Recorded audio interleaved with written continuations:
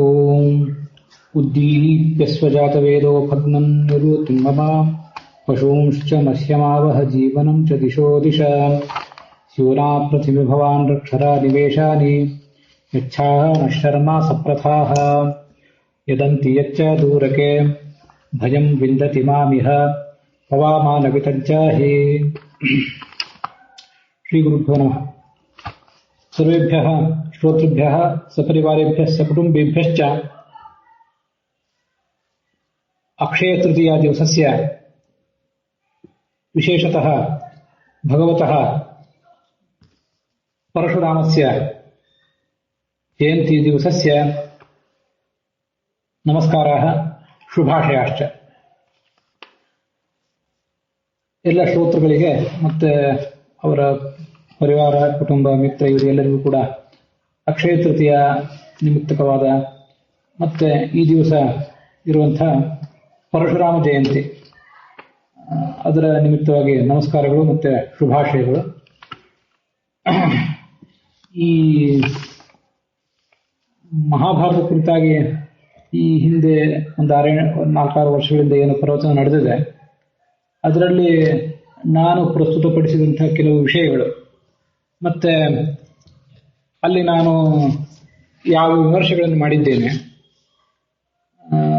ಆ ವಿಮರ್ಶೆಗಳ ಕುರಿತಾಗಿ ಒಂದು ಲೇಖನಗಳನ್ನು ಕೂಡ ಸಿದ್ಧಪಡಿಸಿದ್ದೇನೆ. ಇಲ್ಲಿ ಈ ವಿಷಯಗಳನ್ನೆಲ್ಲ ವಿಮರ್ಶೆ ಮಾಡುವುದಕ್ಕಿಂತ ಮೊದಲು ಹಿರಿಯ ವಿದ್ವಾಂಸರನ್ನ ಅನೇಕ ಕಡೆ ಸಂಪರ್ಕಿಸಿದ್ದೆ, ಇಲ್ಲಂತಲ್ಲ. ಆದರೂ ಇವೆಲ್ಲ ವಿಷಯಗಳು ಪುಸ್ತಕ ರೂಪದಲ್ಲಿ ಬರುವುದಕ್ಕಿಂತ ಮುಂಚೆ ಮತ್ತಷ್ಟು ಜನ ಹಿರಿಯ ವಿದ್ವಾಂಸರ ಮುಂದೆ, ಕಿರಿಯ ವಿದ್ವಾಂಸರ ಮುಂದೆ ಅದನ್ನ ಇಡಬೇಕು ಅಂತ ನನಗೂ ಅನಿಸಿತ್ತು, ಮತ್ತೆ ಅನೇಕ ಜನರಿಗೂ ಅನಿಸಿತ್ತು. ಹಾಗಾಗಿ ಕಳೆದ 2017 ಇಸ್ವಿ ಸೆಪ್ಟೆಂಬರ್ 14 ತಾರೀಕು ಏಕಾದಶಿ ದಿವಸ ಒಂದು ಸೆಮಿನಾರ್ ನಡೆದಿತ್ತು ಇದ್ರ ಕುರಿತಾಗಿ. ಅದಾದ ಬಳಿಕ ಕಳೆದ ಶುಕ್ರವಾರ ಮತ್ತೆ ಶನಿವಾರದ ದಿವಸ ಇದೇ ವರ್ಷ ಸೆಮಿನಾರ್ ನಡೆದಿತ್ತು. ಆ ಸೆಮಿನಾರ್ನಲ್ಲಿ ಅನೇಕ ಜನ ವಿದ್ವಾಂಸರು ಏನೇನು ಅಭಿಪ್ರಾಯ ಕೊಟ್ಟರು ಅಂತ ಅನ್ನೋದನ್ನ ತಮ್ಮೆಲ್ಲರೂ ಗಮನಕ್ಕೆ ತರಬೇಕು. ಮತ್ತೆ ಯಾರ್ಯಾರು ವಿದ್ವಾಂಸರು ಏನೇನು ಹೇಳಿದ್ರು ಅಂತ ಅನ್ನೋದನ್ನ ಹೇಳಿ ಅಂತ ನಿರ್ದಿಷ್ಟವಾಗಿ ಕೆಲವರು ಅಪೇಕ್ಷೆ ಪಟ್ಟಿದ್ರು. ಅದನ್ನೆಲ್ಲವನ್ನೂ ಕೂಡ ಈಗ ತಮ್ಮ ಎದುರಿಗೆ ಹೇಳಬೇಕು ಅಂತ ಅಪೇಕ್ಷೆ ಪಡ್ತೀನಿ. ಈ ಎಲ್ಲ ವಿಮರ್ಶೆಗಳು, ಲೇಖನಗಳ ಬಗ್ಗೆ ಇದೊಂದು ಸ್ಪಷ್ಟೀಕರಣ. ಅನೇಕ ಜನ ವಿದ್ವಾಂಸರನ್ನ ನಾನಿಲ್ಲಿ ಹೆಸರಿಸ್ತಾ ಇರ್ತೇನೆ. ಆ ಮೂಲಕ ಯಾವ ವಿದ್ವಾಂಸರ ಅಭಿಪ್ರಾಯ ನಿಮಗೆ ಹೆಚ್ಚು ರುಚಿತ ಅನಿಸ್ತದೆ ಅದನ್ನು ನೀವು ಸ್ವೀಕಾರ ಮಾಡಬಹುದು. ನನ್ನದೇ ಅಭಿಪ್ರಾಯ ಅಂತಿಮ ಆಗಬೇಕಾಗಿಲ್ಲ, ಅಂತಿಮ ಆಗಬಾರ್ದು ಕೂಡ. ಅಂಥದೊಂದು ವೃತ್ತ ನನ್ನ ಸುತ್ತಲೂ ಸಿದ್ಧ ಆಗೋದು ನನಗೆ ಯಾವ ಕಾಲಕ್ಕೂ ಬೇಕಾಗಿಲ್ಲ. ಬೌದ್ಧಿಕ ಸರ್ವಾಧಿಕಾರ, ಬೌದ್ಧಿಕ ಶೋಷಣೆ ಅಂತನ್ನೋದು ದೈಹಿಕ ಶೋಷಣೆಗಿಂತ ಹೆಚ್ಚು ಭಯಂಕರವಾದದ್ದು, ಹೆಚ್ಚು ಅಪಾಯಕಾರಿಯಾದದ್ದು ಅಂತ ನಂದು ಯಾವತ್ತೂ ಕೂಡ ಆಲೋಚನೆ.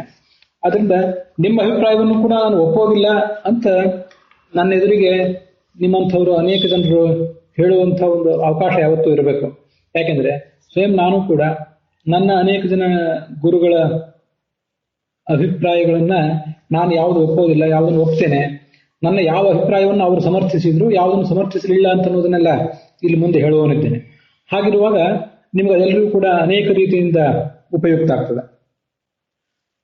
ನಮಗೆ ನಮ್ಮಲ್ಲಿರುವಂತಹ ದೋಷಗಳೆಲ್ಲ ಪರಿಹಾರ ಕಾಣಬೇಕು. ಕೃಷ್ಣ ರೂಪಿಯಾದ ಪರಮಾತ್ಮ ನಮ್ಮೆಲ್ಲ ದೋಷಗಳನ್ನು ಪರಿಹಾರ ಮಾಡಬೇಕು. ಸರ್ವತ್ರ ಸರ್ವಕೃತ್ಯಾಪಿ ಹಯಗ್ರೀವಾದಿ ರೂಪಕಃ ಜ್ಞಾನಾದಿ ರಕ್ಷಕೋ ವಿಷ್ಣು ಜಾಮದಜ್ಞಾದಿ ರೂಪವಾನ್ ಜ್ಞಾನಾದ್ಯುತ್ಪಾದಕೋ ನಿತ್ಯಂ ಕೃಷ್ಣಾದಿ ದೋಷನಾಶಕ ಅಂತ ಭಾಗವತ ತಾತ್ಪರ್ಯದ ಮಾತು.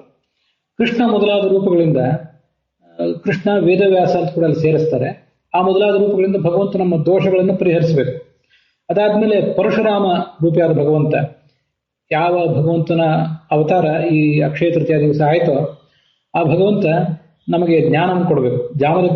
ಜಾಮದಜ್ಞಾದಿ ರೂಪವಾನ್ ಜ್ಞಾನಾದಿ ದಾಯಕ. ಮತ್ತೆ ಹಯಗ್ರೀವಾದಿ ರೂಪದಿಂದ ಅವನು ನಮಗೆ ಆ ಬಂದ ಜ್ಞಾನವನ್ನು ರಕ್ಷಿಸಬೇಕು ಅಂತ ಒಂದು ಪ್ರಾರ್ಥನಾ ಇದೆ ಭಾಗವತ ತಾತ್ಪರ್ಯದಲ್ಲಿ. ಅದಕ್ಕಾಗಿ ಉದ್ದೀಪ್ಯ ಸ್ವಜಾತ ವೇದ ಅಂತ ಹೇಳಿ ಅಗ್ನ್ಯಂತರ್ಗತನಾದ ಪರಶುರಾಮನನ್ನ ಧ್ಯಾನ ಮಾಡುವಂತಹ ಒಂದು ಮಹಾನಾರಾಯಣ ಉಪನಿಷತ್ತಿನ, ಯಜುರ್ವೇದದ ಮಹಾನಾರಾಯಣ ಉಪನಿಷತ್ತಿನ ಮಂತ್ರ. ಅದನ್ನು ಇವತ್ತು ನಾನು ಮಂಗಳ ರೂಪದಲ್ಲಿ ಹೇಳಿದೆ. ತಾವೆಲ್ಲ ಅದನ್ನು ಗಮನಿಸಿದ್ದೀರಿ ಅಂತ ಅನ್ಕೊಂಡಿದ್ದೇನೆ. ಇದರಲ್ಲಿ ಈಗೇನು ಜಿಜ್ಞಾಸೆ ನಡೀತದಲ್ಲ, ಅದರಲ್ಲಿ ಅನೇಕ ಜನಸಾಮಾನ್ಯರಿಗೆ ಉಪಯುಕ್ತವಾಗುವಂತಹ ವಿಷಯಗಳು ಇರ್ತವೆ. ಕೆಲವು ತೀರಾ ತಾಂತ್ರಿಕವಾದಂತಹ ಟೆಕ್ನಿಕಲ್ ಅನಿಸಬಹುದಾದಂತಹ ಟೀಕಾ ಟಿಪ್ಪಣಿಗಳಲ್ಲಿ ಮಾತ್ರ ಕಂಡು ಬರಬಹುದಾದದ್ದು, ವಿದ್ವಾಂಸರ ನಡುವೆ ಗಹನವಾದ ಚರ್ಚೆಗೆ ವಿಷಯ ಆಗುವಂತಹ ಸಂಗತಿಗಳು ಇರ್ತವೆ. ಎಲ್ಲವನ್ನೂ ಯಥೋಚಿತವಾಗಿ ನಾನು ಹೇಳ್ತೇನೆ.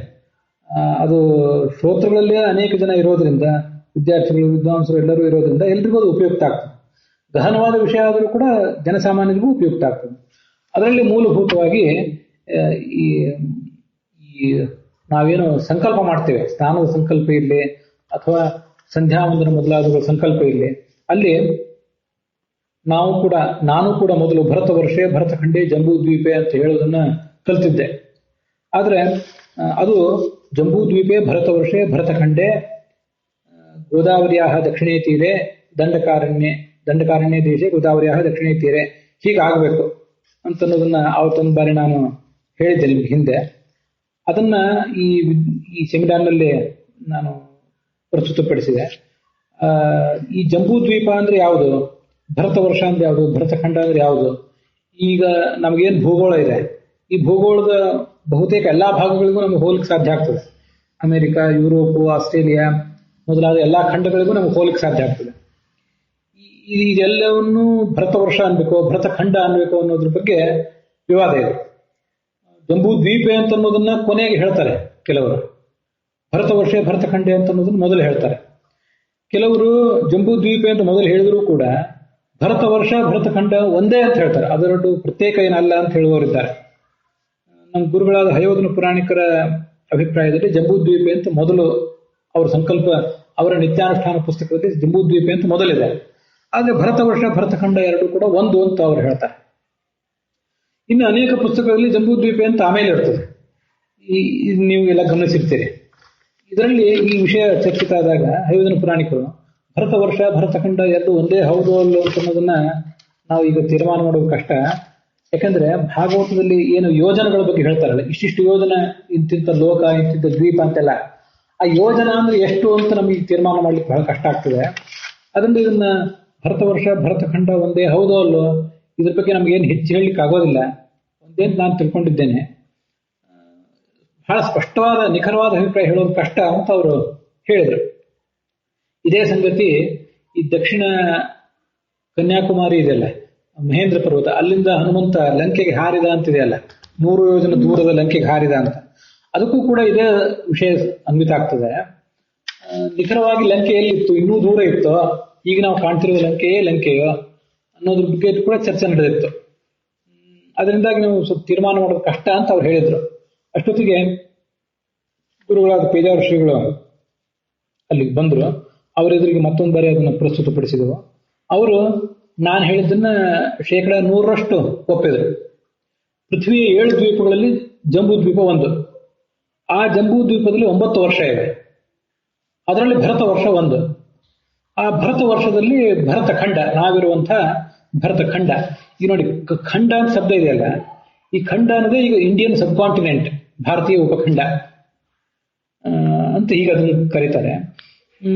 ಈ ಭರತ ವರ್ಷ ಅನ್ನೋದು ಯಾವ್ದಾವುದನ್ನು ಕರಿಬೇಕು ಅನ್ನೋದ್ರ ಬಗ್ಗೆ ವಿದ್ವಾಂಸರಲ್ಲಿ ಸ್ವಲ್ಪ ಭಿನ್ನ ಅಭಿಪ್ರಾಯ ಇರ್ತದೆ.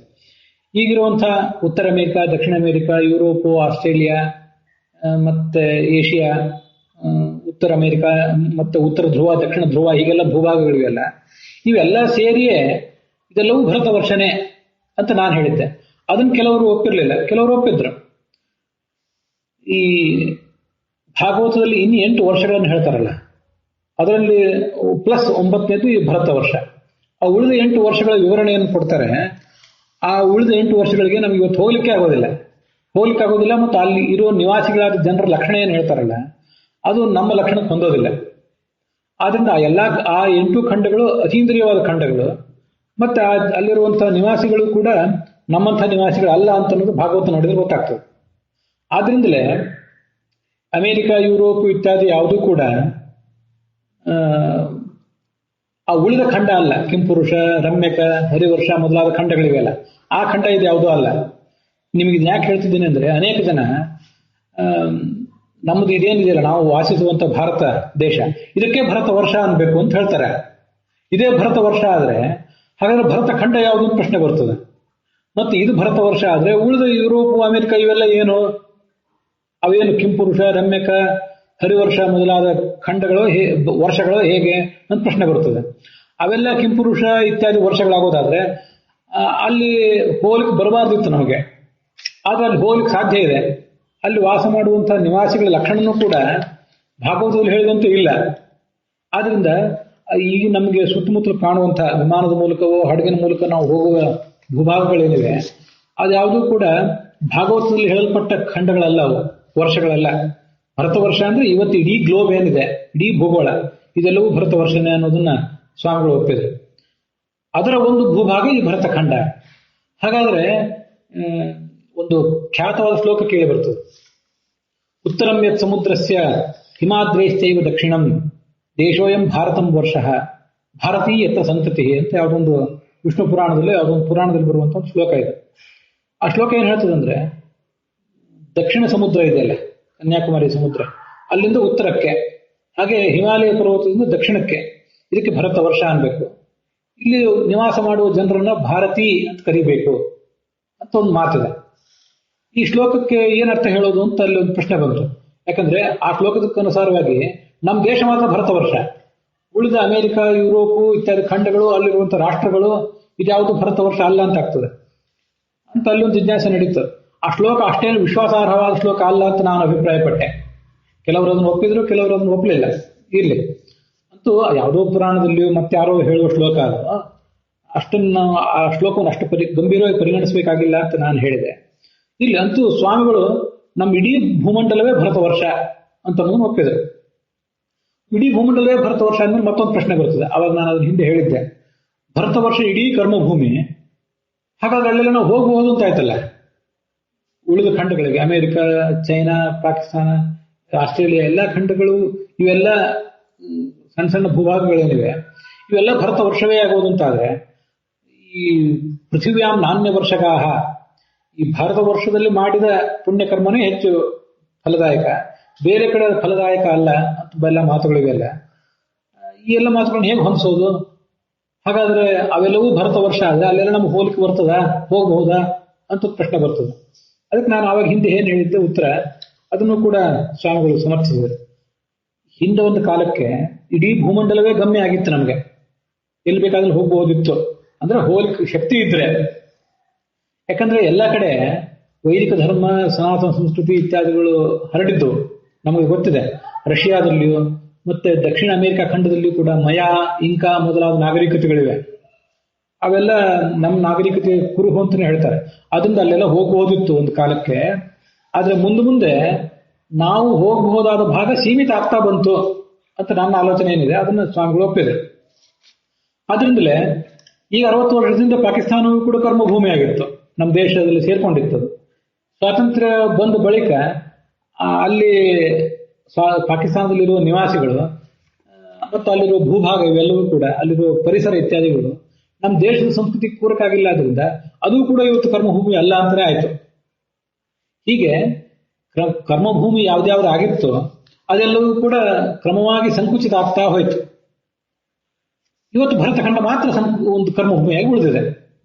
ಆದ್ರಿಂದಲೇ ಅಮೆರಿಕಕ್ಕೆ ಹೋಗುವುದಾಗಲಿ, ಚೈನಾಕ್ಕೆ ಹೋಗುವುದಾಗಲಿ, ಪಾಕಿಸ್ತಾನಕ್ಕೆ ಹೋಗುವುದಾಗಲಿ ಎಲ್ಲವೂ ಕೂಡ ಸಂಸ್ಕೃತಿ ಧರ್ಮಗಳ ರಕ್ಷಣೆ ದೃಷ್ಟಿಯಿಂದ ಉಚಿತವಾದ್ದೇನಲ್ಲ ಅಂತ ನಾನು ಅವಾಗ ಹೇಳಿದ್ದೆ.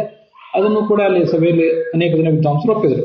ಆದ್ರಿಂದಲೇ ನಾವು ಉದಾಹರಣೆ ನೆನಪು ಮಾಡಿಕೊಂಡ್ರೆ, ನಾವು ಭಾರತ ದೇಶದಲ್ಲಿ, ಕರ್ನಾಟಕ ರಾಜ್ಯದಲ್ಲಿ, ಬೆಂಗಳೂರಿನಲ್ಲಿ ಇಂಥ ನಗರದಲ್ಲಿ ಇದ್ದೇವೆ ಅಂತ ಹೇಳ್ತೇವೆ. ಹಾಗೆ ಹೇಳಿದಂತೆ ಜಂಬೂ ದ್ವೀಪದಲ್ಲಿ ಭರತ ವರ್ಷದಲ್ಲಿ ಭರತ ಖಂಡದಲ್ಲಿ ಇದ್ದೇವೆ ಅಂತ ನಾವು ಹೇಳಬೇಕು. ಹೀಗೆ ಹೇಳೋದು ಉಚಿತ. ಒಂದು ವೇಳೆ ಇದನ್ನ ರಿವರ್ಸ್ ಆರ್ಡರ್ ನಲ್ಲಿ ಹೇಳೋದಿದ್ರೆ ಅವಾಗ ಎಲ್ಲವನ್ನೂ ಕೂಡ ರಿವರ್ಸ್ ಆರ್ಡರ್ ನಲ್ಲಿ ಹೇಳಬೇಕು. ಹೇಗೆ ಅಂತಂದ್ರೆ, ಜಂಬೂ ದ್ವೀಪೆ ಭರತ ವರ್ಷೆ ಭರತಖಂಡೆ ಗೋದಾವರಿಯ ದಕ್ಷಿಣೇ ತೀರೆ ದಂಡಕಾರಣ್ಯ, ಹೀಗೆ ದಂಡಕಾರಣ್ಯ ಅಂತಂದ್ರೆ ಕೊನೆಯದು. ನಮ್ಮ ಈ ಡೆಕ್ಕನ್ ಪ್ಲಾಟ್ಯೂ ಏನಿದೆ, ದಕ್ಷಿಣ ಪ್ರಸ್ಥಭೂಮಿ, ಇದೆಲ್ಲ ದಂಡಕಾರಣ್ಯ ಅಂತ ಕರ್ಸ್ಕೊತಿತ್ತು. ಪರ್ಯಾಯ ದ್ವೀಪ ಪೆನಿನ್ಸುಲಾರ್ ಏನಿದೆಯಲ್ಲ ಇದೆಲ್ಲವೂ ಕೂಡ ದಂಡಕಾರಣ್ಯ ಅಂತ ಕರ್ಸ್ಕೊತಾ ಇತ್ತು. ಅದು ಕೊನೆಗೆ ಬರಬೇಕು, ಇಲ್ಲ ಅಲ್ಲಿಂದ ಪ್ರಾರಂಭ ಕಾಣಬೇಕು. ದಂಡಕಾರಣ್ಯ, ಗೋದಾವರಿ ದಕ್ಷಿಣ ತೀರೆ, ಭರತಖಂಡೆ, ಭರತ ವರ್ಷ, ಜಂಬೂದ್ವೀಪೆ ಹಾಗೂ ಹೇಳ್ಬೋದು. ನಾವು ಹನುಮಂತನಗರದಲ್ಲಿ, ಬೆಂಗಳೂರಿನಲ್ಲಿ, ಕರ್ನಾಟಕದಲ್ಲಿ, ಭಾರತದಲ್ಲಿದ್ದೇವೆ. ಕೆಳಗಿಂದ ಮೇಲೂ ಹೋಗಬಹುದು, ಮೇಲಿಂದ ಕೆಳಗೂ ಬರ್ಬೋದು. ಅಂಥದ್ದು ಅಸ್ತವ್ಯಸ್ತ ಆಗಬಾರ್ದು ಅಷ್ಟೇ.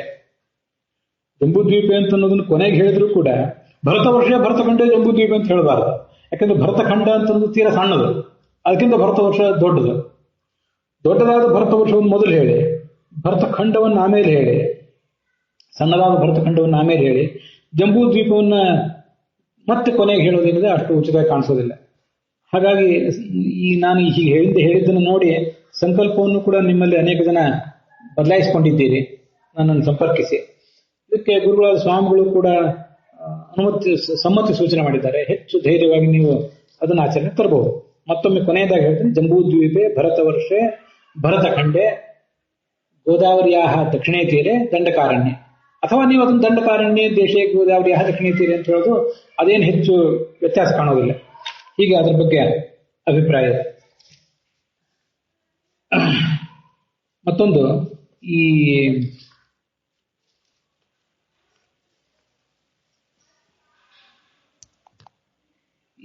ಪರಾಶರ ಸತ್ಯವತಿ ಅವ್ರ ನಡುವೆ ಮದುವೆ ನಡೀತೋ ಇಲ್ಲೋ ಅನ್ನೋದ್ರ ಬಗ್ಗೆನೂ ಕೂಡ ಹಿಂದೆ ಚರ್ಚೆ ನಡೆದಿತ್ತು. ಸೆಪ್ಟೆಂಬರ್ 14ನೇ ತಾರೀಕು ಆಗ ಭಂಡಾರಕೇರಿ ಶ್ರೀಗಳಿದ್ರು, ಈ ಬಾರಿ ಬರುವಂತ ಪೇಜಾವರ ಶ್ರೀಗಳಿದ್ರು. ಈ ವಿಷಯಕ್ಕೆ ಸಂಬಂಧಪಟ್ಟಂತನೂ ಕೂಡ ನೀವು ಅನೇಕ ಪ್ರವಚನಗಳನ್ನು ಕೇಳಿರ್ತೀರಿ, ಅನೇಕ ಗ್ರಂಥಗಳನ್ನು ನೀವು ಎಲ್ಲರೂ ಕೂಡ ಓದಿರ್ತೀರಿ. ಪರಾಶರ ಸತ್ಯವತಿ ಅವ್ರ ಮದುವೆ ಆಗಿರ್ಲಿಲ್ಲ, ಆದ್ರೂ ಅಲ್ಲಿ ವೇದವ್ಯಾಸ ಜನಿಸಿದ್ರು ಅಂತ ನನ್ನ ಅಭಿಪ್ರಾಯ ಏನಿದೆ. ನೀವು ಅದನ್ನ ಎಲ್ಲರೂ ಏನು ಒಪ್ಪಬೇಕಾಗಿಲ್ಲ. ಮದುವೆ ಆಗಿತ್ತು ಅಂತ ನೀವು ಭಾವಿಸೋದಾದ್ರೆ ನಿಮಗೆ ಆ ಸ್ವಾತಂತ್ರ್ಯ ಇದೆ. ಅದು ಹಾಗೇ ಇರಬೇಕು ಮನುಷ್ಯನ ವೈಚಾರಿಕ ಸರಣಿ ಅಂತ ನನ್ನ ಅಭಿಪ್ರಾಯ. ಅದ್ರ ಬಗ್ಗೆ ಇತ್ತೀಚೆಗೂ ಕೂಡ ಮತ್ತೊಬ್ಬ ಗುರುಗಳಾದಂತಹ ಸುವಿದ್ಯೇಂದ್ರ ತೀರ್ಥರು ಈ ವಿಷಯವನ್ನು ತಗೊಂಡು ಪದ್ಮ ಪುರಾಣದಲ್ಲಿ ಬರುವಂತಹ ಒಂದು ಮಾತು, ಪರಾಶರಿ ಮತ್ತು ಸತ್ಯವತಿಯರಿಗೆ ಮದುವೆ ಆಗಿತ್ತು ಅನ್ನೋ ಉಲ್ಲೇಖ ಪದ್ಮ ಪುರಾಣದಲ್ಲಿ ಕಾಣ್ತದೆ. ಅದನ್ನ ಅದನ್ನು ಒಪ್ಪಬೇಕು ಅಂತ ಅವ್ರು ಹೇಳಿದ್ದನ್ನ ಒಬ್ಬರು ನಂಗೆ ಗಮನಕ್ಕೆ ತಂದ್ರು. ಇಲ್ಲಿ ವಿಷಯ ಹಿಂದೆ ಏನು ಚರ್ಚೆ ಆಗಿತ್ತು ಮತ್ತೆ ಈಗ ಮೊನ್ನೆ ಮತ್ತದೇನು ಸ್ವಾಮಿಗಳಿಗೆ ಪ್ರಸ್ತುತ ಆಗಿತ್ತು ಅಂತ ನಾವು ಹೇಳಬೇಕು. ಯಾಕಂದ್ರೆ ಸ್ವಾಮಿಗಳು ಕಳೆದ ಬಾರಿ ಏನು ಚರ್ಚೆ ಮಾಡಿದ್ರಿ ಅಂತ ಕೇಳಿದ್ರು, ಅವ್ರ ಗಮನಕ್ಕೆ ಅದನ್ನು ತಂದೆವು. ಈ ವಿಷಯದಲ್ಲಿ ಈ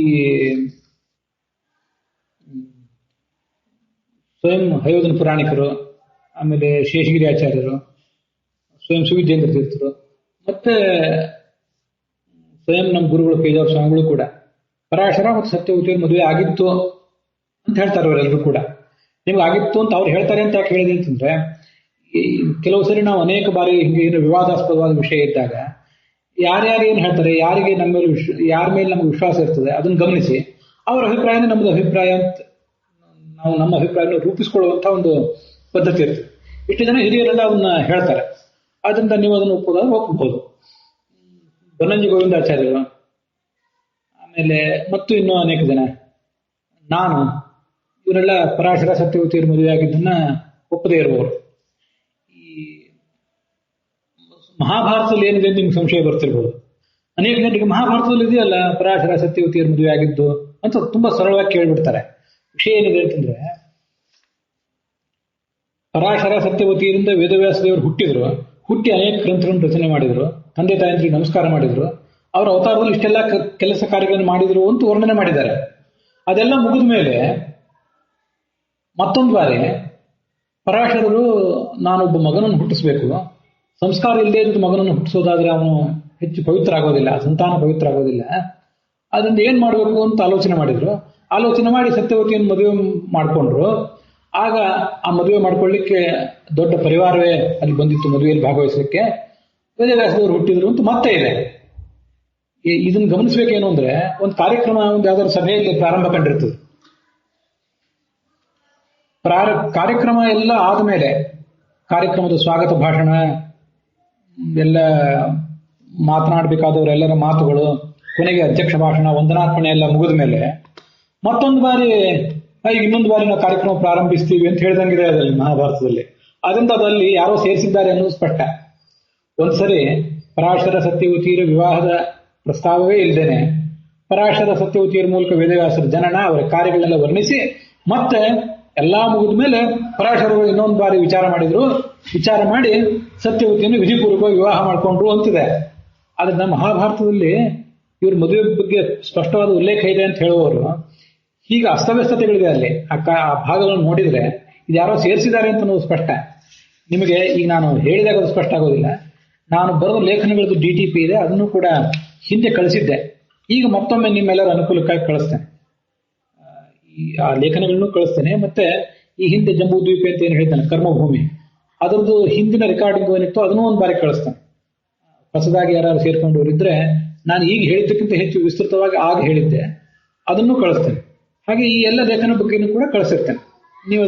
ನೀವು ಕೂಡ ಗಮನಿಸಿ ನಿಮ್ಮ ಅಭಿಪ್ರಾಯ ರೂಪಿಸ್ಕೋಬಹುದು. ಮಹಾಭಾರತದಲ್ಲಿ ಇವತ್ತು ಹೀಗೆ ಅಸ್ತವ್ಯಸ್ತ ಆಗಿದೆ, ಏನೋ ಸೇರ್ಕೊಂಡಿದೆ ಅಲ್ಲಿ ಅಂತ ಕಾಣಿಸ್ತದೆ. ಇಷ್ಟರ ಮೇಲೆ ತಾತ್ಪರ್ಯ ನಿರ್ಣಯದಲ್ಲಿ ಏನಿದೆ ಅಂದ್ರೆ ಅಲ್ಲಿ ಮದುವೆ ಆಗಿದ್ದು ಉಲ್ಲೇಖವೇ ಇಲ್ಲ. ಪರಾಶರ ಸತ್ಯವತಿಯನ್ನು ಮದುವೆ ಆಗಿದ್ದು, ಇದ್ರ ಬಗ್ಗೆ ಬಹಳ ದೀರ್ಘವಾದ ಚರ್ಚೆ ನಡೀತಾ ಹೊತ್ತು.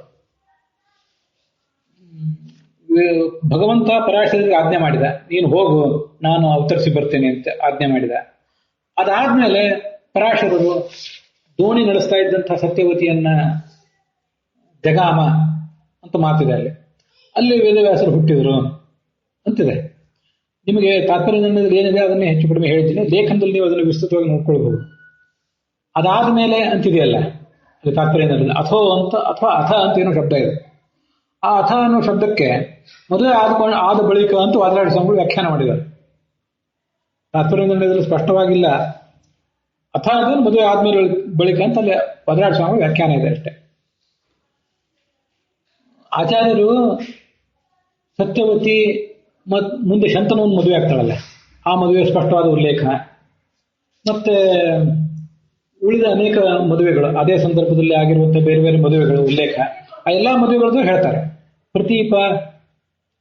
ಪ್ರತೀಪರಾದ ಗಂಗೆಯನ್ನು ಮದುವೆ ಆಗಿದ್ದು, ಶಂತನು ಗಂಗೆಯನ್ನು ಮದುವೆ ಆಗಿದ್ದು ಆ ಉಲ್ಲೇಖ ಇದೆ. ಶಂತನು ಸತ್ಯವತಿಯನ್ನು ಮದುವೆ ಆಗೋದಕ್ಕಿಂತ ಮೊದಲು ಗಂಗೆಯನ್ನು ಮದುವೆ ಆಗಿದ್ದ, ಗಂಗೆಯನ್ನು ಮದುವೆ ಆಗಿದ್ರ ಬಗ್ಗೆ ಸ್ಪಷ್ಟವಾದ ಉಲ್ಲೇಖ ಇದೆ. ಶಂತನು ಮುಂದೆ ಸತ್ಯವತಿಯನ್ನು ಮದುವೆ ಆದ, ಅಲ್ಲಿಯೂ ಕೂಡ ಸ್ಪಷ್ಟವಾದ ಮದುವೆ ಅಂತ ಅನ್ನೋ ಶಬ್ದ ಇದೆ. ವಿವಾಹ, ಪರಿಣಯ, ಉಪಯೇಮೆ ಇತ್ಯಾದಿ ಶಬ್ದಗಳಿವೆ.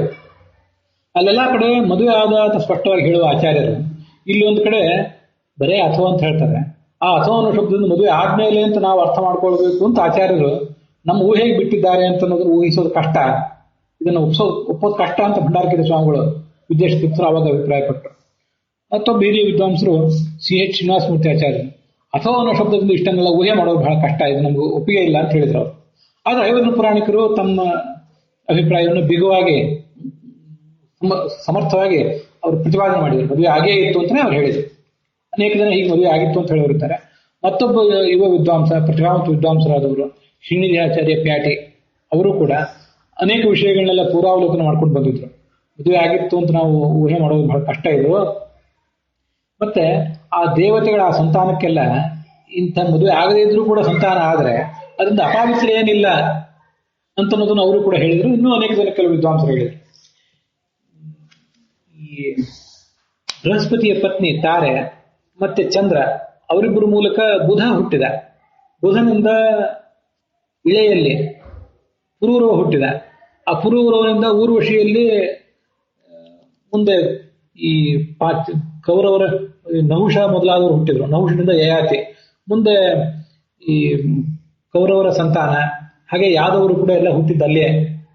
ಆ ಬೃಹಸ್ಪತಿಯ ಪತ್ನಿ ತಾರೆಯಲ್ಲಿ ಹುಟ್ಟಿದವ ಬುಧ ಅಂತ ಒಂದು ಪವಿತ್ರವಾದ ವಂಶ ಅದು. ಆದ್ರೆ ಅವನಿಗೆ ಮದುವೆ ಆಗಿರ್ಲಿಲ್ಲ. ಆ ಚಂದ್ರನಿಗೆ ತಾರೆ ಜೊತೆ ಮದುವೆ ಆಗೋ ಪ್ರಶ್ನೆನೇ ಇಲ್ಲ. ಯಾಕಂದ್ರೆ ತಾರೆ ಚಂದ್ರನ ಪತ್ನಿ, ಬೃಹಸ್ಪತಿಗಳ ಪತ್ನಿ. ಹೀಗೆ ಅನೇಕ ವಿಷಯಗಳನ್ನೆಲ್ಲ ನಾವು ಚರ್ಚೆ ಮಾಡಿದ್ವಿ. ಸತ್ಯವತಿ ಪರಾಶರ ಸಂಗಮ ಮಾಡಿದ್ರು. ಅವಳ ಕನ್ಯಾತ್ವಕ್ಕೆ ಏನು ಭಂಗ ಬರಲಿಲ್ಲ. ಆದ್ರಿಂದ ಅವಳನ್ನು ಕನ್ಯಾಸುತ ಅಂತ ಹೇಳೋದ್ರಲ್ಲಿ ಏನು, ವೇದವ್ಯಾಸ ದೇವರನ್ನು ಕನ್ಯಾಸುತ, ಕಾನೀನ, ಕನ್ಯಾಪುತ್ರ ಅಂತ ಹೇಳೋದ್ರಲ್ಲಿ ಒಂದು ವೈಶಿಷ್ಟ್ಯ ಇದೆ. ಯಾಕಂದ್ರೆ ಮದುವೆ ಮಾಡ್ಕೊಂಡಿದ್ರು ಕೂಡ ಅಲ್ಲಿ ಹುಟ್ಟಿದ ಮಗ ಪವಿತ್ರನೇ ಆದ, ಮತ್ತವನು ತಾಯಿಯ ಕನ್ಯಾತ್ವಕ್ಕೇನು ಭಂಗ ತರಲಿಲ್ಲ ಅಂತ ಕೆಲವರು ವಾದ ಮಂಡಿಸಿದರು. ಅದಕ್ಕೆ ಈ ಶ್ರೀನಿಧಿ ಆಚಾರ್ಯ ಪ್ಯಾಟಿಯವರು ಬುಧನೂ ಕೂಡ ಚಂದ್ರನಿಂದ ತಾರೆಯಲ್ಲಿ ಬುಧ ಹುಟ್ಟಿದ್ನಲ್ಲ, ಅವನು ಕೂಡ ಅಪವಿತ್ರ ಅನಿಸ್ಕೊಳ್ಳಿಲ್ಲ, ಅಪವಿತ್ರ ಸಂತಾನ ಅಂತ ಅನಿಸ್ಕೊಳ್ಳಿಲ್ಲ. ಮುಂದೆ ಒಂದು ಒಳ್ಳೆಯ ವಂಶಕ್ಕೆ ಅವನು ಕಾರಣನಾದ. ತಾಯಿಯ ಕನ್ಯಾತ್ವಕ್ಕೆ ಅವನು ಏನು ಭಂಗ ತರಲಿಲ್ಲ. ಅವಳು ತಾಯಿಯು ಪವಿತ್ರವಾಗಿ ಉಳಿದ್ಲು. ಅದನ್ನು ಅವನನ್ನು ಕನ್ಯಾಪುತ್ರ ಅನ್ಬೇಕಾ ಹಾಗಾದ್ರೆ ಅಂತ ಒಂದು ಪ್ರಶ್ನೆ ಕೇಳ್ಬಿಟ್ರು ಅವರು. ಅದು ಅನೇಕ ಜನರು ಅದಕ್ಕೆ ಉತ್ತರಿಸಲಿಲ್ಲ. ಕೆಲವು ಬಾರಿ ಅದು ಕೋಲಾಹಲದಲ್ಲೇ ಪರ್ಯವಸಾನ ಕಂಡಿತ್ತು. ಹೀಗೆ ಇಷ್ಟೆಲ್ಲ ವಿಷಯಗಳು ಅಲ್ಲಿ ಚರ್ಚೆಗೆ ಬಂದವು. ಆದ್ರಿಂದ ಈ ಯಾರ್ಯಾರು ಏನೇನು ಅಭಿಪ್ರಾಯ ಪಡ್ತಾರೆ ಅಂತ ಅನ್ನೋದನ್ನ ನಿಮ್ಮ ಎದುರಿಗೆ ಹೇಳಿದೆ. ಸ್ವಯಂ ವೇದವ್ಯಾಸದೇವರಂತ ಒಬ್ಬ ವ್ಯಕ್ತಿ ಹುಟ್ಟಬೇಕಾದ್ರೆ ಯಾವುದೇ ಥರದ ಗಂಡ ಹೆಂಡತಿಯವರ ನಡುವಿನ ಒಂದು ವಿವಾಹದ ಬಂಧನ ಪಾವಿತ್ರ್ಯ ಇದೆಲ್ಲ ಇರಬೇಕು ಅಂತ ನಾವೇನು ನಿರೀಕ್ಷೆ ಮಾಡಬೇಕಾಗಿಲ್ಲ.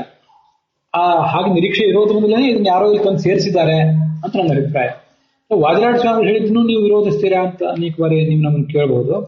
ಅದು ತೀರಾ ಹೊಸದಾಗಿ ಈ ಮಾತನ್ನು ಕೇಳುವವರಿಗೆ ಒಂದು ಈ ತರದ ಪ್ರಶ್ನೆ ಬರ್ತದೆ. ವಾದಿರಾಜ ಸ್ವಾಮಿಗಳ ಲಕ್ಷಾಲಂಕಾರ ಮಹಾಭಾರತಕ್ಕೆ ನೇರವಾದ ವ್ಯಾಖ್ಯಾನ, ಮತ್ತೆ ವಾದಿರಾಜ ಸ್ವಾಮಿಗಳ ಭಾವಪ್ರಕಾಶಕ ಆಚಾರ್ಯರು ಮಹಾಭಾರತಕ್ಕೆ ರಚನೆ ಮಾಡಿದ ತಾತ್ಪರ್ಯ ನಿರ್ಣಯದ ವ್ಯಾಖ್ಯಾನ ಭಾವಪ್ರಕಾಶಕ, ಅದೆಲ್ಲವೂ ಕೂಡ ತುಂಬಾ ಶುದ್ಧವಾಗಿ ಇವತ್ತು ಉಪಲಬ್ಧ ಇಲ್ಲ. ಅನೇಕ ಕಲಬೆರಕೆಗಳಿಗೆ ಅದು ಒಳಗಾಗಿದೆ. ಅದನ್ನ ಸರ್ವಮೂಲಕ್ಕೆ ಅನೇಕ ಕಡೆ ಅದರಲ್ಲಿ ವಿರೋಧ ಇದೆ. ಅನೇಕ ಕಡೆ ತೀರಾ ಸಾಮಾನ್ಯ ಪಂಡಿತನು ಮಾಡದೇ ಇರುವಂತಹ ಮಿಸ್ಟೇಕ್ಗಳೆಲ್ಲ ಅದರಲ್ಲಿದೆ ಅಂತ ಅನ್ನೋದನ್ನ ನಾನು ಮೊದಲಿಂದ ಹೇಳ್ತಾ ಬಂದಿದ್ದೇನೆ. ಅದನ್ನ ಸೆಮಿನಾರ್ನಲ್ಲಿ ಕೂಡ ಹೇಳಿದ್ದೇನೆ. ಆದ್ರಿಂದಲೇ ನಾವು ಒಂದು ಯಾವ್ದಾದ್ರು ಒಂದು ವ್ಯಾಖ್ಯಾನವನ್ನು ವಿಮರ್ಶೆ ಮಾಡುವಾಗ ಇದನ್ನ ವಾದಿರಾಜ ಸ್ವಾಮಿಗಳು ಹೇಳಿದ್ದಾರೋ ಬಿಟ್ಟಿದ್ದಾರೋ ಭಾವುಕತೆಯನ್ನು ನಾವು ಅದನ್ನ ಆಲೋಚನೆ ಮಾಡ್ಲಿಕ್ಕೆ ಹೋಗೋದಿಲ್ಲ ವಿಮರ್ಶಕರು. ನಮಗಿದು ಉಪಲಬ್ಧವಾದ ಮುದ್ರಣ ರೂಪದಲ್ಲಿ ಏನು ಉಪಲಬ್ಧ ಇದೆ, ಇದು ಸರಿಯೋ ತಪ್ಪೋ ನಾವಿಷ್ಟೇ ಉಪಚಾರ ಮಾಡ್ತೇವೆ. ಇದು ಸರಿ ಇಲ್ಲ, ವಾದಿರಾಜ ಸ್ವಾಮಿಗಳು ರಚನೆ ಮಾಡಿರ್ಲಿಕ್ಕಿಲ್ಲ, ಮಾಡಿದ್ರು ಕೂಡ ಯಾರೋ ಇದರಲ್ಲಿ ಏನೋ ಕಲಬೆರಕೆ ಮಾಡಿದ್ದಾರೆ, ಹೀಗೆ ನಾವು ಅನೇಕ ಬಾರಿ ಆಲೋಚನೆ ಮಾಡ್ತಿರ್ತೇವೆ. ಅದರಿಂದ ಇದು ವಾದಿರಾಜ ಸ್ವಾಮಿಗಳಿಗೆ ಮತ್ತೆ ಯಾರಿಗೋ ಒಬ್ಬರಿಗೆ ಮಾಡುವ ವಿರೋಧ, ಅವರ ಅಭಿಪ್ರಾಯಗಳನ್ನು ನಾವು ತಳ್ಳಿ ಹಾಕ್ತಾ ಇದ್ದೀವಿ ಅಂತ ಯಾರು ಕೂಡ ಭಾವಿಸಬೇಕಾಗಿಲ್ಲ. ಹೀಗೆ ಅನೇಕ ವಿಷಯಗಳಿರ್ತಾವೆ. ಇವತ್ತು ಉಪಲಬ್ಧ ಇರುವ ಗ್ರಂಥಗಳನ್ನು ನಾವು ಹೇಗೆ ನಂಬಬೇಕು, ಎಷ್ಟು ನಂಬಬೇಕು, ಮುದ್ರಣ ದೋಷ ಎಷ್ಟಿದೆ, ಮತ್ತೆ ಅದರಲ್ಲಿ ಕಲಬೆರಕೆಗಳು ಎಷ್ಟಾಗಿವೆ. ಆವತ್ತಿನ ಕಾಲದಲ್ಲಿ ಗ್ರಂಥಗಳನ್ನ ಸುರಕ್ಷಿತವಾಗಿ ಇಡ್ಲಿಕ್ಕೆ ಬಹಳ ಕಷ್ಟ ಆಗ್ತಿತ್ತು. ಅನೇಕ ಕಡೆ ದೊಡ್ಡ ದೊಡ್ಡ ಮಠಗಳಲ್ಲಿ ಇರುವಂತಹ ಗ್ರಂಥಗಳೆಲ್ಲ ಬೆಂಕಿಗೆ ಆಹುತಿಯಾಗಿ, ಗೆದ್ದಲುಗಳಿಗೆ ಆಹುತಿಯಾಗಿ, ಪ್ರವಾಹಕ್ಕೆ ಬಲಿಯಾಗಿ ನಾವು ಹೊರಟೋಗಿವೆ. ಅದರಿಂದ ಅವನ್ನ ಶುದ್ಧ ರೂಪದಲ್ಲಿ ಉಳಿಸ್ಕೊಳ್ಳಿಕ್ಕಾಗಿಲ್ಲ ನಮಗೆ. ಮತ್ತೆ ಇವತ್ತಿನ ತರ ಒಂದು ಕಡೆ ರಚಿತ ಆದ ಗ್ರಂಥ ಕೂಡಲೇ ಎಲ್ಲಾ ಕಡೆ ಎಲ್ಲಾ ಜನರಿಗೂ ಬಳಕೆಗೆ ಸಿಗುವಂತ ವ್ಯವಸ್ಥೆ ಇರಲಿಲ್ಲ ಅವಾಗ. ಇವತ್ತು ತಂತ್ರಜ್ಞಾನ ಸೌಕರ್ಯ ಇರೋದ್ರಿಂದ ಕೂಡಲೇ ಎಲ್ಲರಿಗೂ ಅದು ಸಿಕ್ಕಿಬಿಡ್ತದೆ. ಅವತ್ತು ಹಾಗಿರ್ಲಿಲ್ಲ. ಒಂದು ಮೂಲೆಯಿಂದ ಮತ್ತೊಂದು ಮೂಲೆಗೆ ಅದು ಬಳಕೆಗೆ ಹೋಗ್ಬೇಕಂದ್ರೆ ಬಹಳ ಕಷ್ಟ ಆಗ್ತಿತ್ತು. ಒಂದು ಯಾವುದೋ ಮಠದಲ್ಲಿ ಒಬ್ರು ಯಾರೋ ವಾದಿರಾಜಾಚಾರ್ಯ ಅನ್ನೋರು ಒಂದು ಗ್ರಂಥ ರಚನೆ ಮಾಡಿಬಿಟ್ರೆ ಅದು ಕೂಡಲೇ ಬೆಳಕಿಗೆ ಬರ್ತಿರ್ಲಿಲ್ಲ. ಮತ್ತೆ ಕೆಲವು ವರ್ಷಗಳ ಬಳಿಕ ಅದನ್ನ ಯಾರೋ ನೋಡ್ತಾರೆ, ವಾದಿರಾಜೇನ ರಚಿತಂ ಅಂತಿದ್ರೆ ಅದು ವಾದಿರಾಜ ಆಚಾರ್ಯರಿಂದ ರಚಿತನೋ ವಾದಿರಾಜ ಸ್ವಾಮಿಗಳಿಂದ ರಚಿತನೋ ಅಂತ ನಮಗೆ ತೀರ್ಮಾನ ಮಾಡ್ಲಿಕ್ಕಾಗದೆ ವಾದಿರಾಜ ಸ್ವಾಮಿಗಳಿಂದ ರಚಿತ ಆಗಿರ್ಬೇಕು ಅಂತ ಆಗಿಬಿಡ್ತದೆ. ಎಷ್ಟೋ ಗ್ರಂಥಗಳು ಹೀಗೆ ಆಗಿವೆ.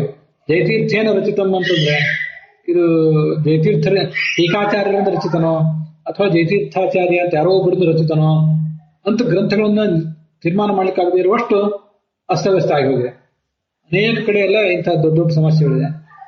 ಜಯತೀರ್ಥರ ನ್ಯಾಯಸುಧಾದಲ್ಲಿ ಕೂಡ ಅನೇಕ ವಾಕ್ಯಗಳು ಬಿಟ್ಟು ಹೋಗಿವೆ.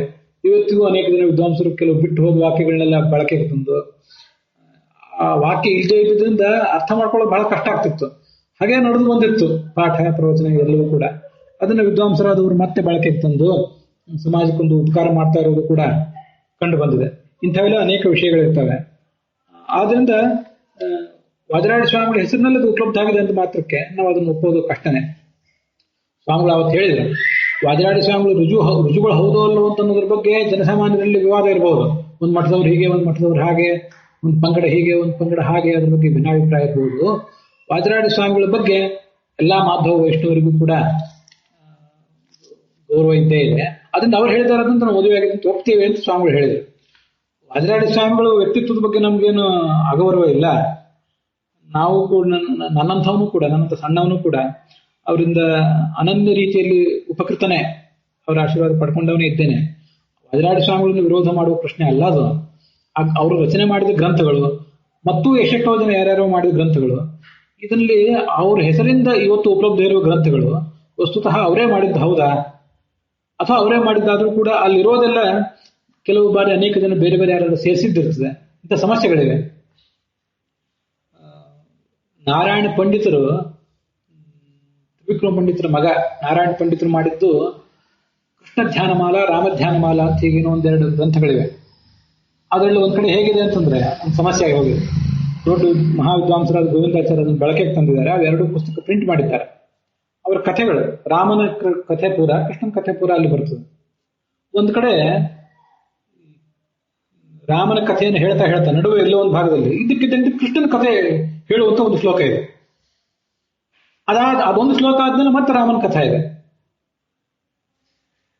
ಆ ನಡುವೆ ಬಂದಿರುವ ಕೃಷ್ಣನ ಕಥಾ ಹೇಳುವ ಶ್ಲೋಕ ಇದೆಯಲ್ಲ, ಅದು ಹಿಂದಿನ ಶ್ಲೋಕಕ್ಕೂ ಹೊಂದೋದಿಲ್ಲ, ಮುಂದಿನ ಶ್ಲೋಕಕ್ಕೂ ಹೊಂದೋದಿಲ್ಲ. ಅಥವಾ ತಾನು ಒಂದು ಶ್ಲೋಕ ಇಡೀ ಕೃಷ್ಣನ ಕಥೆಯನ್ನು ಸಮರ್ಥವಾಗಿ ಪರಿಪೂರ್ಣವಾಗಿ ಅದು ಹೇಳ್ತದ, ಅದು ಹೇಳೋದಿಲ್ಲ. ಏನೋ ಒಂದು ಸೇರ್ಕೊಂಡ್ಬಿಟ್ಟಿದೆ ನಡುವೆ.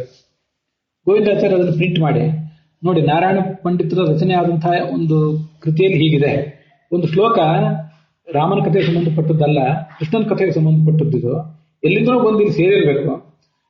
ಈ ಪುಸ್ತಕವನ್ನು ಓದಿದವರಿಗೆ ಯಾರಿಗಾದ್ರೂ ಎಲ್ಲಾದ್ರೂ ಯಾವ್ದಾದ್ರು ಮಠ, ಯಾವ್ದಾದ್ರು ಹಳೆಯ ಗ್ರಂಥಾಲಯ, ಯಾವ್ದಾದ್ರು ಪ್ರಾಚೀನ ಮನೆಗಳಲ್ಲೇ ಎಷ್ಟೋ ಹಸ್ತಲಿಖಿತ ಗ್ರಂಥಗಳು ಇರ್ತಾವಲ್ಲ, ಅಲ್ಲೆಲ್ಲಾದ್ರೂ ಹಸ್ತಪ್ರತಿಯಲ್ಲಿ ಮೂಲ ರಾಮನ ಕಥೆಗೆ ಹೊಂದಾಣಿಕೆ ಆಗುವಂತಹ ನಾರಾಯಣ ಪಂಡಿತರು ರಚನೆ ಮಾಡಿದಂತಹ ಒಂದು ಶ್ಲೋಕ ಸಿಕ್ಕರೆ ತಂದುಕೊಡಿ, ನಾನು ಅದನ್ನು ಅಲ್ಲಿ ಹಾಕ್ತೇನೆ ಅಂತ ಅವರು ಅಲ್ಲಿ ಸ್ಪಷ್ಟವಾಗಿ ಉಲ್ಲೇಖ ಮಾಡಿದ್ದಾರೆ.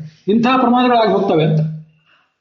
ಸದ್ಯ ಗೋವಿಂದಾಚಾರ್ಯ ಏನ್ ಮಾಡಿದ್ದಾರೆ ಅಂದ್ರೆ, ಆ ರಾಮನ ಕಥೆಯ ಹಿಂದಿನ ಕೆಲವು ಶ್ಲೋಕಗಳು, ಮುಂದಿನ ಶ್ಲೋಕಗಳನ್ನು ಗಮನಿಸಿ, ಆ ನಡುವೆ ಏನು ಕೃಷ್ಣನ ಕಥೆ ಬಂದಿದೆ, ಅದೊಂದು ಶ್ಲೋಕ ಹೀಗೆ ಬಂದಿದೆ, ಇದಕ್ಕೆ ಪೂರಕವಾಗಿ ರಾಮನ ಕಥೆ ಹೇಳುವ ಶ್ಲೋಕ ಹೀಗಿರಬೇಕಾಗಿತ್ತು ಅಂತ ತಾವು ಒಂದು ಶ್ಲೋಕ ರಚನೆ ಮಾಡಿ ಅಲ್ಲಿ ಹಾಕಿದ್ದಾರೆ. ಇದನ್ನ ಮಾಡಿದ್ದು ನಾನು ಶ್ಲೋಕವನ್ನ, ನಾರಾಯಣ ಪಂಡಿತರೇ ಮಾಡಿದ ಶ್ಲೋಕ ಯಾರಿಗಾದ್ರೂ ಸಿಕ್ಕರೆ ದಯವಿಟ್ಟು ನನಗೆ ತಂದುಕೊಡಿ, ನಾನು ಅದನ್ನು ಪುನರ್ಮುದ್ರಣ ಮಾಡ್ತೀನಿ ಅಂತ ಅವ್ರು ಹೇಳ್ಕೊಂಡಿದ್ದಾರೆ. ಇಂಥ ಗಂಭೀರವಾದ ಸಮಸ್ಯೆಗಳೆಲ್ಲ ಆಗಿ ಹೋಗ್ತವೆ. ಲಿಪಿಕಾರರು ಅಂತ ಇರ್ತಾರಲ್ಲ ಆಗಿನ ಕಾಲದಲ್ಲಿ, ಅವ್ರು ಈಗಿನ DTP ವರ್ಕರ್ಸ್ ಸಹ ಇರ್ತಾರೆ, ಎಲ್ಲರೂ ವಿದ್ವಾಂಸರು ಇರೋದಿಲ್ಲ. ಜನ ಅವ್ರ ಹತ್ರ ಬಂದು ಕಾಪಿ ಮಾಡಿಸ್ಕೊಂಡು ಹೋಗ್ತಿರುವಂತಹ ಒಂದು ರೂಢಿ ಇತ್ತು. ಕಾಪಿ ಮಾಡುವಾಗ ಅನೇಕ ಥರದ ಗೊಂದಲಗಳು, ಯಾವುದೋ ಒಂದನ್ನು ಮಾಡ್ಲಿಕ್ಕೆ ಹೋಗಿ ಮತ್ತೊಂದೇನೋ ಮಾಡೋದು, ಅದು ಗಮನಕ್ಕೆ ಬರದೇ ಇರೋದು, ಇಂಥವೆಲ್ಲ ಅಸ್ತವ್ಯಸ್ತತೆಗಳಾಗಿನ ಕಾಲಕ್ಕೆ ಆಗ್ತಾ ಇತ್ತು ಅಂತ ಅನ್ನೋದನ್ನ ನಾವು ಗಮನಕ್ಕೆ ತಂದುಕೋಬೇಕು. ಅದರಿಂದ ಮುದ್ರಣ ಒಂದು ಯಾವುದೋ ಒಂದು ಪುಸ್ತಕ ಒಬ್ಬ ಮಹನೀಯನ ಹೆಸರಿನಲ್ಲಿ ಮುದ್ರಿತ ಆಗಿದೆ ಮಾತ್ರಕ್ಕೆ ನಾವು ಅದು 100% ನಂಬಲಿಕ್ಕೆ ಬರೋದಿಲ್ಲ. ಬಹಳ ಗುಮಾನಿಯಿಂದ ಇದನ್ನೆಲ್ಲ ವಿಚಾರ ಮಾಡಬೇಕಾಗ್ತದೆ ಅನ್ನೋದು ಮಾತ್ರ ನಮ್ಮ ಅಭಿಪ್ರಾಯ. ವಸ್ತುತಃ ಯಾವ ವಾದಿರಾಜ ಸ್ವಾಮಿಗಳಿಗೆ, ಮತ್ತಾರೋ ಚಂದ್ರಿಕಾಚಾರ್ಯರಿಗೆ, ವ್ಯಾಸರಾಜರಿಗೆ ವಿರೋಧ ತೋರಿಸುವಂತ ಇರಾದೆ ನಮ್ದೇನಲ್ಲ ಅನ್ನೋದನ್ನು ಗಮನಿಸಬೇಕೆಲ್ಲರೂ ಕೂಡ. ಹೀಗೆ 2 ವಿಷಯಗಳನ್ನು ಇವತ್ತು ಹೇಳಿದ್ದೇನೆ. ಈ ಭಾಗ ಇವತ್ತು ವಿಜಯಧ್ವಜ ತೀರ್ಥರ ಆರಾಧನೆ ಕಣ್ಣು ತೀರ್ಥದಲ್ಲಿ. ಆ ವಿಜಯಧ್ವಜ ತೀರ್ಥರು ಬೇಜಾರು ಮಠದ ಒಬ್ಬ ಪ್ರಾಚೀನ ಪುರುಷ, ಭಾಗವತಕ್ಕೆ ವ್ಯಾಖ್ಯಾನ ಮಾಡಿದವರು. ಆ ವಿಜಯಧ್ವಜ ತೀರ್ಥರು ಮತ್ತೆ ನಾವು ಯಾರ ವ್ಯಾಖ್ಯಾನದ ಬಗ್ಗೆ ಆಲೋಚನೆ ಮಾಡಿದ್ವಿ, ವಾದಿರಾಡ ಸ್ವಾಮಿಗಳು ಮೊದಲಾದವರು, ಆ ಎಲ್ಲ ಹಿರಿಯ ಜ್ಞಾನಿಗಳ ಅಂತರ್ಯಾಮಿಯಾದಂಥ ಭಾರತೀಯರ ಮುಖ್ಯ ಪ್ರಾಣಾಂತರ್ಗತನಾದ ಹರಿಣೀಪತಿ ಪರಶುರಾಮ ಅವನ ಜಯಂತಿ ಇವತ್ತು. ಲಕ್ಷ್ಮೀದೇವಿಗೆ ಹರಿಣಿ ಅಂತ ಹೆಸರು, ಪರಮಾತ್ಮನಿಗೆ ಪರಶುರಾಮ ಅಂತ ಹೆಸರು. ಆ ಪರಶುರಾಮ ರೂಪಿಯಾದ ಭಗವಂತನಿಗೆ ಈ ಭಾಗ ಅರ್ಪಿತವಾಗಿದೆ. ಈ ಭಾಗವು ಕೂಡ ಇಲ್ಲಿಗೆ ಮುಕ್ತಾಯ ಕಂಡಿದೆ. ಮುಂದಿನ ಭಾಗವನ್ನು ಮತ್ತೆ ಹೇಳ್ತೇನೆ.